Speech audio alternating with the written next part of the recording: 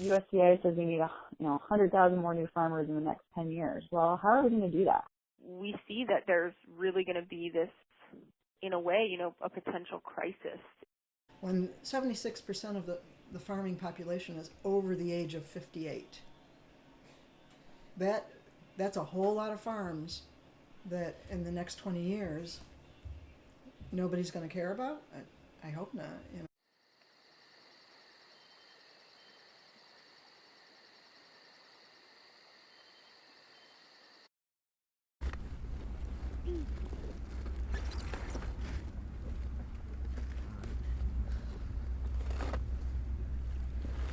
I got 12 right here.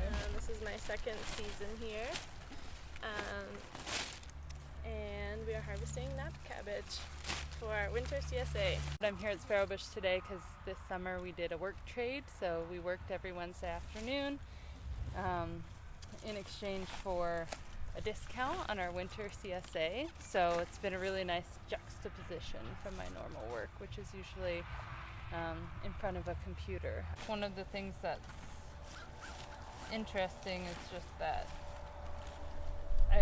what is the idea of food culture? It's like we have to pass down wisdom from one generation to the next. So if you don't have beginning farmers, like what happens if there's a gap in that knowledge and then it just becomes lost?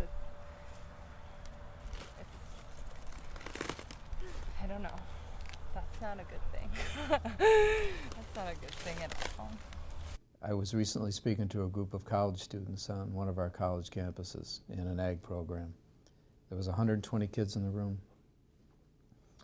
And before I started to speak, I said, how many of you have a farm to go back to when you graduate? Half of those kids did not. So I thought, let's bring together a work group where we have everybody at the same table. We very quickly identified that the needs are access to capital, access to land, access to training, but more importantly, how do we navigate all those different programs that are out there? Everyone cares about this subject. Everyone wants to see this happen. How do we connect the dots? I think the challenge is going to be identifying agriculture as a viable way while young people are still in high school and directing them into that pipeline where, that's an option. That actually working with your head and your hands is a great thing personally and a great way to make a living.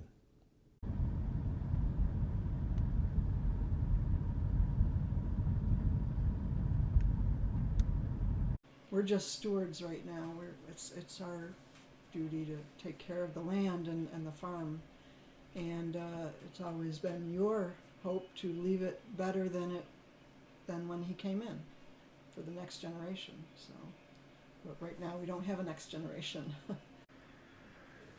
For the economy as a whole in the agriculture world or a region, that having multiple farms supplying multiple products where people can participate in that process is more sustainable, more beneficial to society than other size farms that are buying up, 11 of those farms and creating this large farm.